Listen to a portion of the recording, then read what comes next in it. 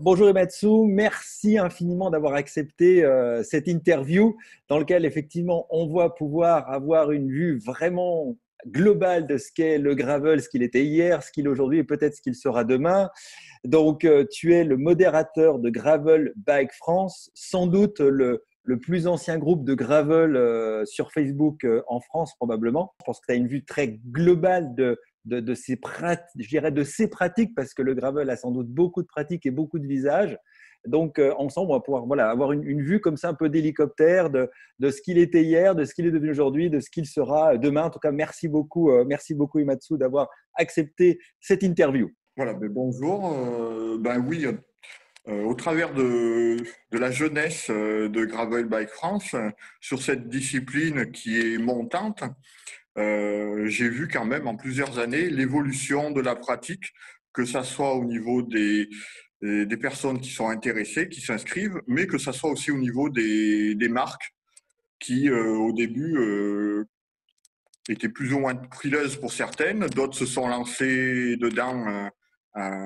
Et puis maintenant, il y en a qui essayent de rattraper le train de retard parce qu'elles se rendent compte de l'intérêt grandissant de cette pratique au niveau des personnes qui font du vélo, quoi. Quand c'est arrivé, il y a toujours la question de est-ce un effet de mode, est-ce une niche ou est-ce quelque chose qui va s'installer durablement. Beaucoup de marques ont trouvé dans cette pratique qui vient de l'Amérique du Nord, comme bien souvent, c'est bien souvent le cas, euh, quelque chose pour apporter une nouveauté alors que ça stagnait au niveau du vélo en général. Donc en fait, le gravel, c'est fait pour normalement pour rouler sur des grandes pistes linéaires, plates, qui sont fréquentes En dans Amérique du Nord. l'Amérique du Nord, Canada, aussi en Australie, ouais, surtout en Amérique. Et on a amené ça outre-Atlantique et avec des vélos qui étaient pas spécialement adaptés en fait à notre terrain en France où ce style de piste est quand même plutôt rare. Donc on a vu au début des marques qui se sont engouffrées en donnant l'appellation gravel à des vélos qu'ils avaient au niveau du cyclocross.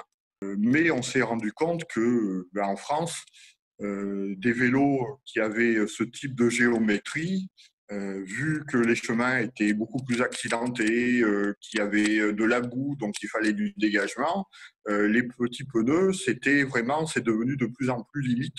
Et il a fallu trouver des solutions pour avoir un peu plus de confort, avoir un peu plus de grip. Alors en attendant que les marques viennent à à proposer des géométries vraiment spécifiques au gravel, c'est-à-dire beaucoup moins tête dans le guidon comme on voit dans les cyclocross, permettre un dégagement plus important au niveau des pneus. Alors c'est vrai on voit beaucoup soit des vélos dans l'évolution qui est sortie cette année 2020, puis les nouveaux modèles à venir 2021, tu as raison, équipés en 650B, ou du moins avec la possibilité de rouler avec les deux types de roues, ce qui a obligé les marques à travailler leur géométrie, parce que effectivement sur les vélos cyclocross ou évolution de cyclocross, par la forme des haubans, par la conception de l'architecture du vélo, on était limité à aller du 40, du 42 dans le meilleur des cas, mais guère plus. Et effectivement, les routes américaines, tout en petits graviers qui vont bien, on a peu ça chez nous, hein. Il y a un peu quelques chemins de halage le long des canaux qui ressemblent un peu, mais la France a une géographie très variée, et donc effectivement, on peut être vite sur des chemins beaucoup plus cassants, beaucoup plus empierrés. Et effectivement, on avait besoin d'une autre géométrie que des. En plus, les cyclocross, c'était limité souvent sur des 33, qui était un peu la norme UCI, je crois, sur les cyclocross. Donc en 33, effectivement, dès qu'on va sur des chemins un peu plus engagés, on est très vite limité. Et aussi, tu as raison sur le fait que la géométrie d'un cyclocross, qui est quand même pareil, une géométrie très typée course, avec une douille de direction basse, des vélos quand même hyper rigides, hein, qui sont faits pour la pratique. Les épreuves de cyclocross, c'est 1 heure maximum. C'est moins adapté quand tu vas faire un bikepacking de plusieurs jours, on est d'accord. si on remet un peu la genèse, donc Gravel Bike France 2015, hein, le groupe, vous l'avez Voilà. créé. Mais toi, l'arrivée parce que tu as vraiment été dans les pionniers, donc l'arrivée du gravel en France en tant que pratiquant, tu la situes quand? Plutôt, il y avait des choses que tu faisais avant finalement, même si ça n'avait pas le nom gravel, mais c'était déjà Exactement. la tendance. Exactement. Il y a certains, on va dire, certains VTC des années 95. Par exemple, moi, j'ai un vieux Trek Alu qui permet de monter des pneus de 43-45 avec un cintre plat. Donc, c'était les VTC, hein, des VTT tout rigides avec des roues de 700. Franchement, sur des parcours vallonnés, c'est absolument pas ridicule par rapport à un gravel moderne. Moi, je m'amuse à rouler et je roule largement aussi bien qu'avec certains gravels. Dès que c'est pas des secteurs hyper roulants où l'aérodynamisme est important, euh, on n'est pas désavantagé par un cintre plat. Par contre, c'est très ludique quand on a des petits singles au milieu Ouais, des parce arbres qu'on et ainsi de peut, suite. ouais, Voilà, on a une position plus VTT finalement, qui tout va à bien fait, au voilà. single, qui est moins adapté quand c'est en partie, comme tu dis, route, ou que tu veux être un peu plus en mode routier, Voilà. un peu plus Mais roulé. la plupart des pratiquants ils ne sont pas, je pense, à la recherche de la performance pure et dure. Et c'est parce que les marques proposent ces vélos avec des cintres typés route, on va dire. Mais si l'effet mode avait été de le faire avec des cintres plats, si je pense que les gens ne verraient pas d'inconvénient à rouler comme ça. Mais les marques proposent ce type de vélo, c'est parti comme ça maintenant. Euh, alors, bien sûr, bah, c'est ceux maintenant, on commence à en voir certains, justement, des marques qui proposent des gravels avec des cintres plats. Alors, bien sûr, c'est un peu la moquerie au niveau des pratiquants. Voilà. C'est une petite Euh, anecdote. oui, j'ai vu ça. J'ai vu même que la grande firme américaine Specialized a sorti un modèle qui ressemble vraiment à un VTT en fait, hein, quasiment, parce Voilà. il a un long top tube avec une douille de direction, avec une potence très courte, un Ouais. cintre assez large, qui est, on va dire, l'équivalent presque d'un VTT euh, rigide. Alors, est-ce que Voilà. aussi le gravel, quand il est arrivé, il répond, enfin, pourquoi il s'est installé, à ton avis, euh, et qu'il est vraiment en train de s'installer durablement dans le paysage, alors que d'autres courants sont arrivés puis finalement étaient plus, enfin n'ont pas été plus larges que finalement une niche. Alors que là, on voit bien que le gravel, il séduit largement, il séduit à la fois des nouveaux pratiquants, des anciens, des VTTistes qui se, entre guillemets, reconvertissent, des routiers, comme c'est plutôt mon cas, qui vont vers le gravel. Enfin, ça séduit très largement. Qu'est-ce qui fait que selon toi, c'est une pratique qui est vraiment en train de s'installer, de prendre un essor par rapport à d'autres pratiques? C'est un vélo où le VTTiste qui a envie de rouler tranquille, on va dire, qui en a marre de rouler dans du défoncé et qui ne veut pas faire de la route, il veut toujours avoir le côté nature, le côté balade, le côté découverte, peut se retrouver. Donc des VTTistes peuvent très bien, moi j'en connais plein, venir vers le gravel alors qu'ils sont complètement réfractaires comme on dit, aux casquettes, c'est-à-dire aux routiers purs et durs. Ouais, tu vois, moi Euh, j'en ai une de casquette. Ouais, voilà. Elle est très bien, cette casquette. Bravo. J'avais la même. Et puis, à côté de ça, il y a aussi, ben, c'est les routiers qui, n'ayant pas le bagage technique, ni vraiment la volonté de se faire secouer, ni d'investir sur des vrais VTT, et qui avaient peut-être des vélos bas de gamme pour aller dans les chemins, revoir avec le gravel la possibilité de mettre un pied justement dans les pistes, dans les chemins, avec un vélo qui se rapproche énormément de leur activité habituelle. Alors, Donc, est-ce que c'est l'effet confinement que les gens ont envie dans la nature finalement? Ouais. il doit y avoir un peu, il doit y avoir bien sûr l'effet confinement, l'effet aussi que la circulation, ça en devient un peu catastrophique quand on fait du vélo. Moi, je fais aussi de la route. Au niveau des automobilistes, du respect, voilà, de se retrouver serré. souvent, ben là, si on a la possibilité d'aller un peu dans des chemins qui sont parallèles, qui permettent d'aller d'un coin à l'autre en limitant au maximum la circulation routière, le gravel, voilà, ça a des adeptes à ce niveau-là, quoi. Plus ceux qui vont au boulot, qui partent maintenant avec les jours plus ou moins courts, avec une vision limitée parce que les pistes cyclables ou les rues sont pas très bien entretenues, il y a des petits pièges. Au lieu d'aller avec un vélo de route, avoir un vélo qui a des pneus de 40, 45, c'est de la sécurité, c'est du plaisir, ça permet de rouler 12 mois sur 12. C'est la raison pour laquelle, d'ailleurs, c'est ce que j'évoquais dans ma toute première vidéo. Alors, tiens, tu vas me dire si tu es d'accord avec cette. C'est pas un classement, mais enfin, plutôt les quatre grandes tendances que moi j'ai identifiées. Je dis bien que ce sont des tendances. Après, il y a sans doute des sous-catégories. Mais ce que j'ai pu identifier, c'est que dans les pratiquants, il y a, pour reprendre le dernier point, effectivement, il y a l'utilisation vélo taf. Puis aujourd'hui, effectivement, il y a de plus en plus de gens, et c'est tant mieux, qui choisissent le vélo pour aller travailler, et le gravel est plutôt bien adapté par rapport à ça parce qu'il est relativement confort, il est polyvalent parce qu'on n'a pas toujours que des super routes pour aller bosser. Parfois, il y a enfin, en fonction de la région de la ville, pas toujours des bons chemins. On a la deuxième catégorie, c'est, je pense que c'est une catégorie dans laquelle il y a quand même beaucoup de gens. Ça va être la balade un peu cyclosportive de 2, 3, 4 heures qu'on va faire le week-end ou une à deux fois par semaine. Après, il y a tout ce qui est courant bikepacking qui peut aller de sorties courtes à l'ultra-distance aussi, qui a, je trouve, explosé ces derniers temps. Et puis un courant qui est peut-être un peu plus marginal. Je ne sais pas s'il se cherche ou s'il y a quelques épreuves, mais s'il va exploser plus demain, c'est vraiment une transposition dans ce qu'on peut avoir en compétition cross-country, VTT ou route. C'est la course, la compétition de gravel comme il y a au Rock d'Azur, où il y a quelques courses, mais qui sont aujourd'hui encore un peu à la marge. Donc moi, je trouve qu'il y a ces quatre grandes tendances. Après, il y a des sous-catégories, mais je ne sais pas ce que toi, tu penses de ce classement, entre guillemets. Oui, mais c'est tout à fait ça, sans s'éloigner, sans refaire de nouveau des sous-classements. Ces quatre catégories qui sont bien représentatives de ce qu'est le gravel en France et en Europe. L'envie de pouvoir rouler sans crever toutes les 5 minutes sur les routes en urbain, sur les petits chemins.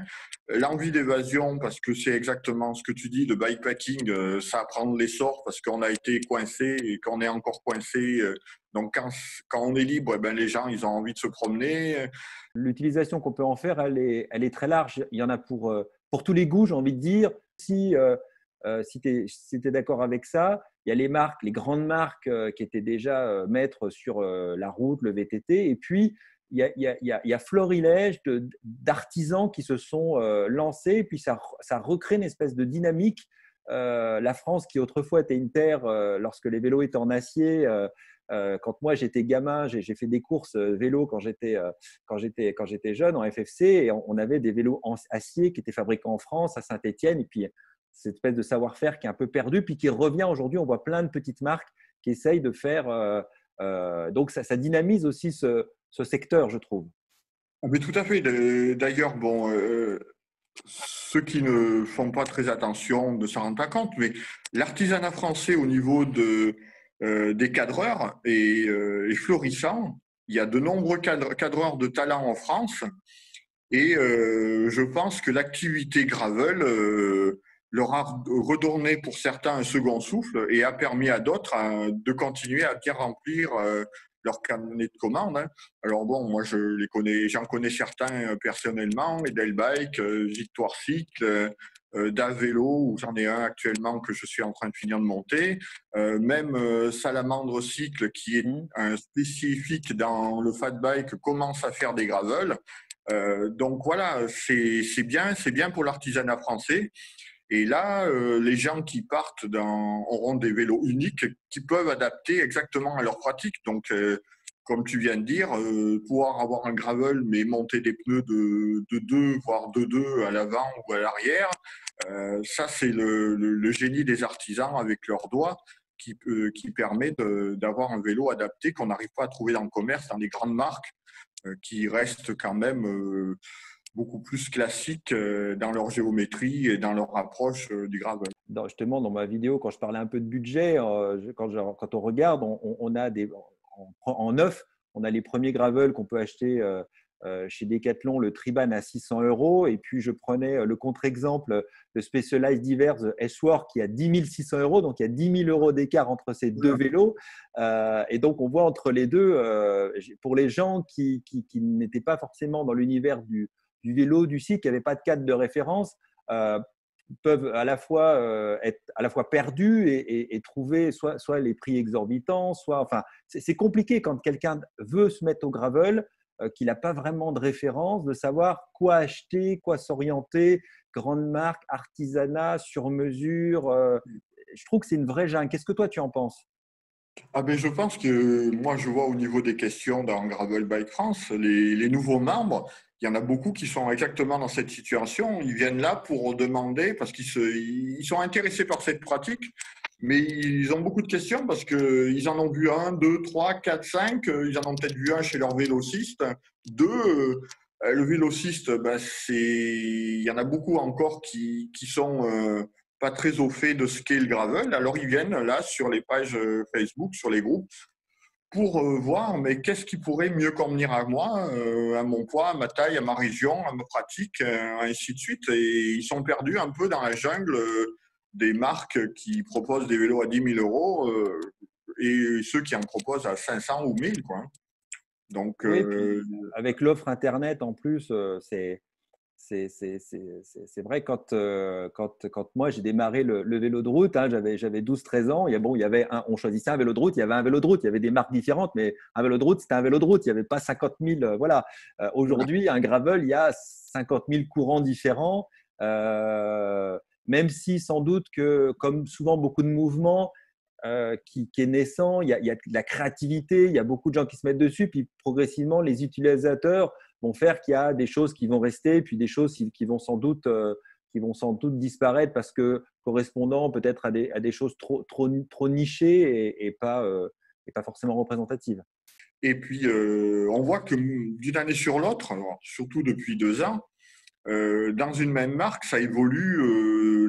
Ceux qui sont vraiment intéressés à cette pratique évoluent beaucoup au niveau de leur modèle. Comme j'ai dit, la possibilité d'accepter des plus gros pneus, possibilité d'avoir des fixations pour le bikepacking qu'il n'y avait pas sur les modèles d'origine de la marque 2 ans avant, hein. Là, on voit maintenant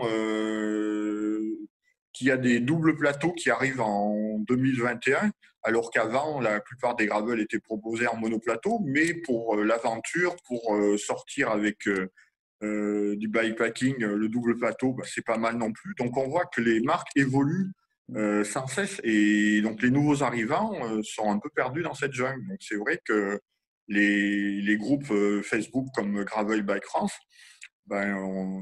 sont bienvenus, je pense, pour donner des conseils plus ou moins avisés aux nouveaux pratiquants. Bah justement, ça fait le lien directement. Je voulais maintenant qu'on fasse un focus sur le groupe Gravel Bike France, donc lancé en 2015. C'était quoi la genèse au départ? Pourquoi avoir lancé ce groupe?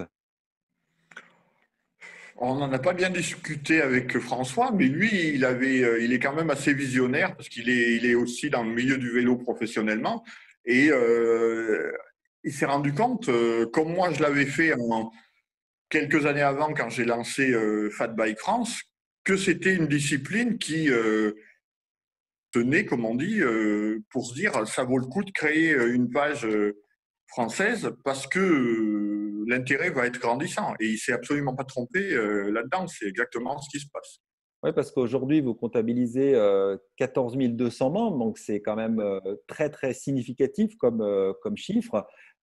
Tu disais que la demande était exponentielle peut-être ces 6 derniers mois. Est-ce que tu as vu une évolution dans le profil des gens qui venaient sur le groupe et dans la typologie des demandes ou des questions qui arrivaient Alors, dans le profil ça rejoint à ce qu'on a parlé il y a quelques minutes.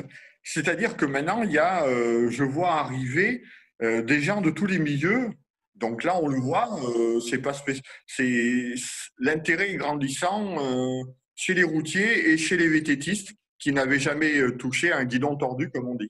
il y a des gens, peut-être dans les premières années, qui étaient des pratiquants, qui voulaient partager autour de leur pratique, et aujourd'hui, des gens qui ne sont pas encore pratiquants, mais qui ont envie peut-être de passer le pas, et qui C'est viennent et qui exactement. se renseignent et qui posent des questions. Donc, c'est-à-dire que la typologie des membres, en fait, évolue. La typologie évolue, comme la pratique est en train d'évoluer et est grandissante. Donc, la pratique étant grandissante, l'intérêt des utilisateurs est lui aussi grandissant. Si on fait un peu de projection, même s'il est toujours difficile de voir comment sera l'avenir, comment tu penses, toi, que le gravel va évoluer peut-être à moyen terme et puis peut-être à plus long terme, vu les courants actuels qui se développent autour de cette pratique?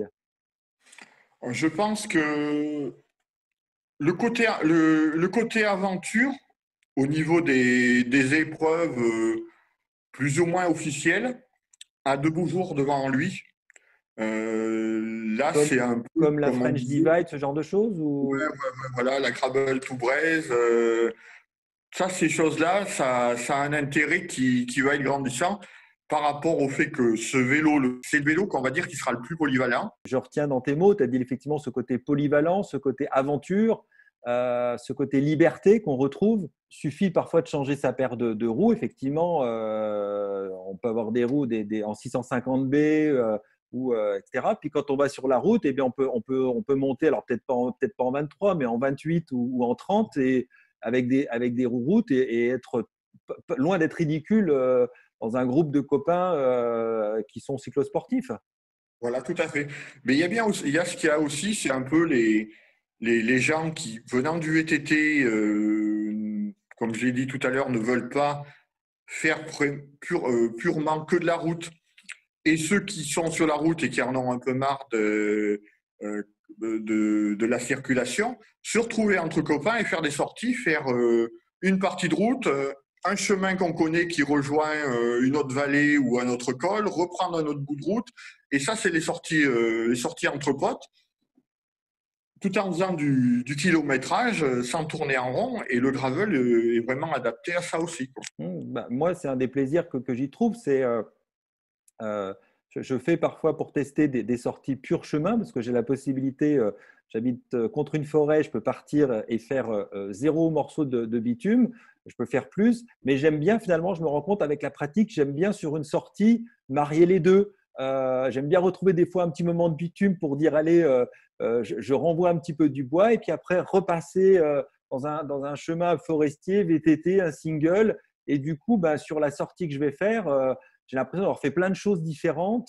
Et je trouve qu'en route, on est vite axé quand même sur la dimension performance, tu vois, avec les gens qui sont sur Strava, ils regardent la moyenne et ça joue un peu, je vais être un peu vulgaire, mais à celui qui a la plus grosse, entre guillemets, à celui qui va faire la plus grosse performance, etc. Et je trouvais que c'était un petit peu agaçant, alors qu'en gravel, bah, on est vraiment dans un plaisir qui permet cette variété, je trouve, c'est vraiment le point de plaisir du gravel. Et puis découvrir des coins de sa région qu'on ne connaît pas, parce que Absolument. c'était pas accessible en vélo de route, que c'était un peu pénible pour y aller parce que c'était trop long avec un pur VTT, par exemple, tout suspendu, ainsi de suite. Ben, le gravel, on met moins de temps pour rejoindre le spot que la route du chemin et on a passé un bon moment. Alors, un dernier point il y aura encore plein de choses à dire, mais effectivement, on ne peut pas faire une vidéo qui dure 2 heures. On en fera probablement d'autres, quoi, je l'espère.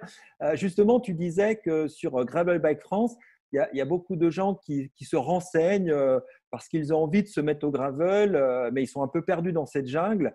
Et si toi, tu devais donner quelques conseils à quelqu'un voilà, qui voudrait se mettre au gravel, qu'est-ce que tu lui conseillerais de faire, vers quel type de matériel s'orienter? Enfin, ça serait quoi, toi qui as cette expérience et ce recul sur la question?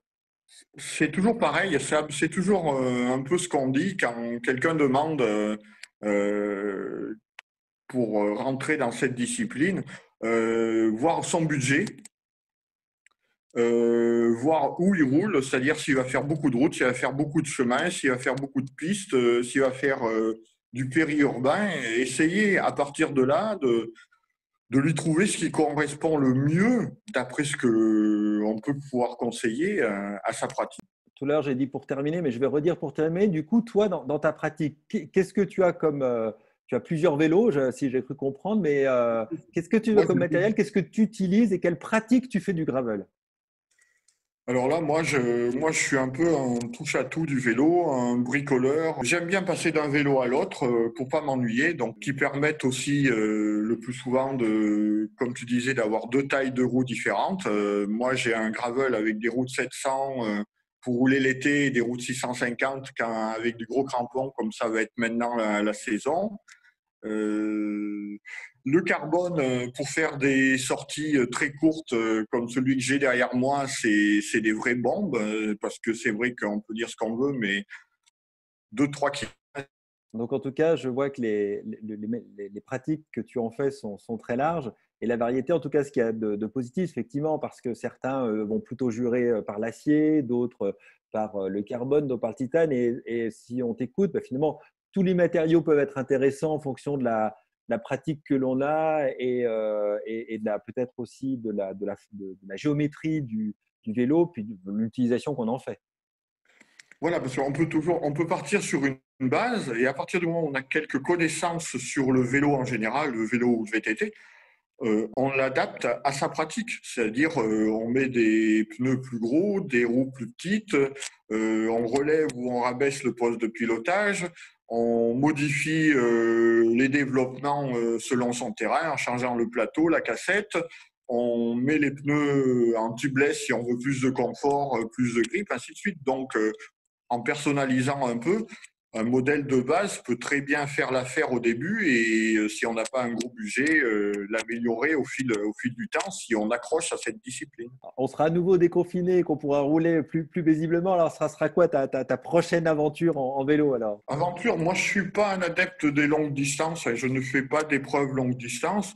C'est essayer de découvrir des nouveaux chemins qui sont accessibles par des secteurs de route et qui permettent de découvrir différents coins, quoi. Voilà, c'est ça.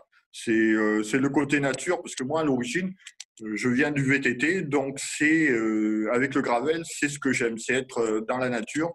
Merci infiniment Ben, pour ce temps que tu m'as accordé. Je pense que donc, cette vidéo va aussi, donc elle sera bien sûr sur Gravel Bike France.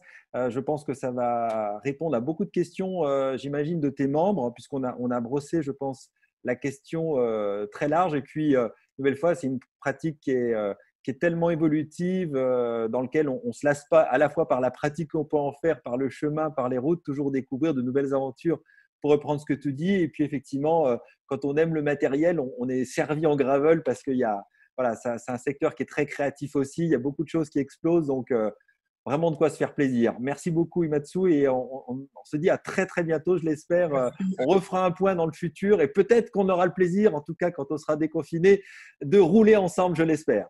Eh bien, avec plaisir. Merci Stéphane et à très bientôt.